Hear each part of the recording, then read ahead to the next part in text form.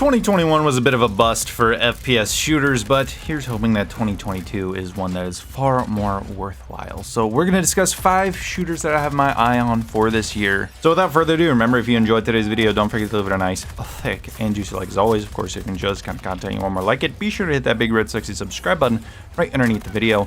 Also got to thank my channel members. You guys help make these videos possible. If you want to join, get access to the exclusive perks that they get, and check out that blue join button. Anyway, let's begin. So first up on my list, and a game that I've just been having an absolute blast with despite some of its optimization issues, is World War III. World War III is definitely more on the arcadey tactical side.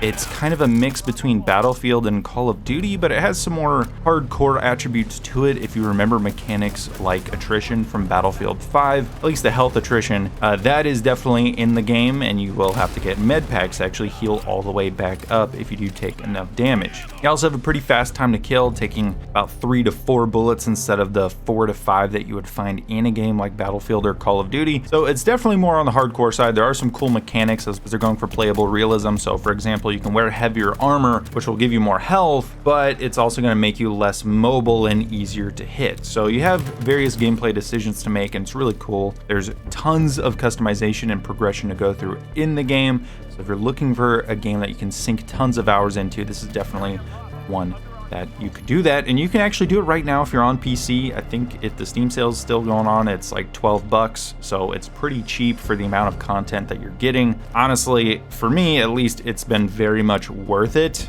But if you want to wait and see more, it is free to play in March with its open beta, so you can hop on anytime you want and download it then.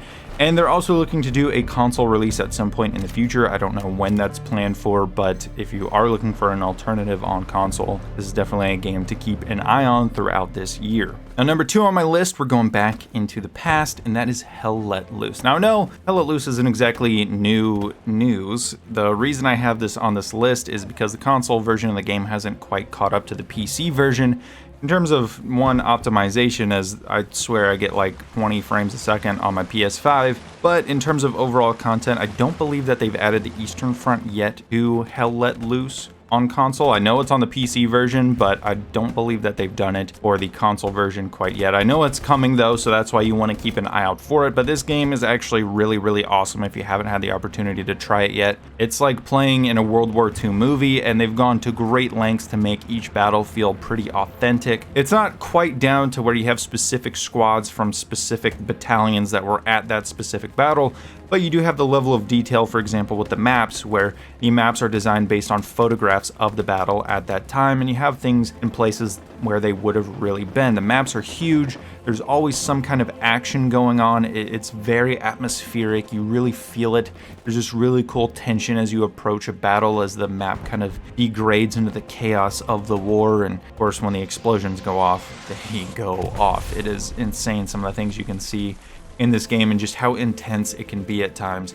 It's definitely worthwhile if you enjoy history, if you enjoy the era, or if you're just looking for a game that feels almost like you're reliving the conflict yourself. Now, I do want to make an honorable mention to a free-to-play game called Enlisted.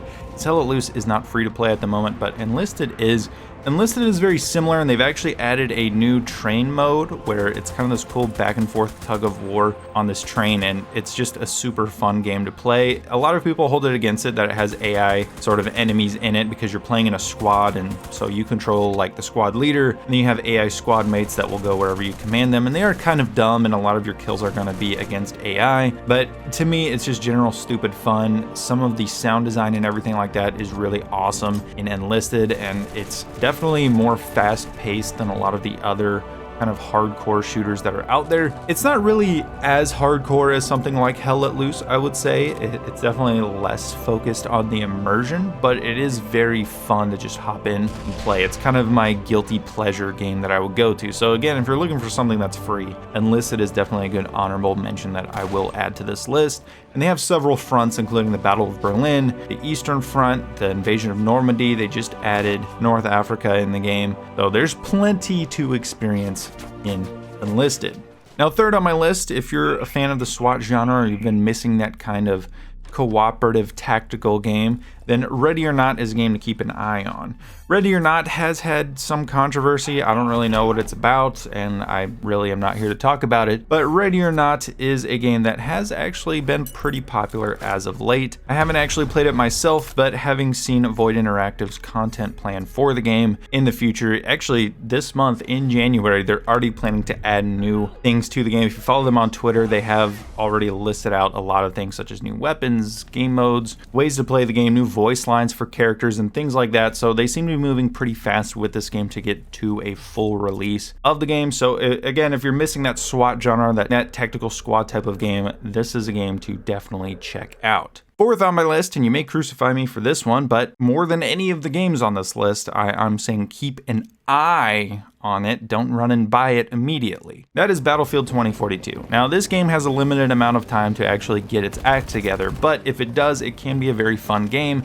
And I'm not even talking about just all-out warfare or even Hazard Zone. What really could be the savior for this game is Battlefield Portal. If you get this game running properly, I think Portal could honestly take over in a lot of ways. The amount of freedom that players have with that game mode and the amount of things that they can create, the experiences that they can create for the community, I think is something that the franchise could really use, especially right now. A lot of people aren't receiving the new 2042 Specialist and everything like that all that well, and while we wait for another game at some point in the future, I think Portal could really hold us over because it can give us new content without DICE actually having to give us new content. Now, they do need to work out things such as how XP works in Portal, as you're just not going to get nearly as much XP in a lot of those custom modes, and they only are supported in the official modes on Portal's front page. But like I said, if they fix the optimization for the game, if they fix a lot of the issues with the game and we start getting players back, Battlefield Portal could be what really carries 2042 and really the franchise into the future.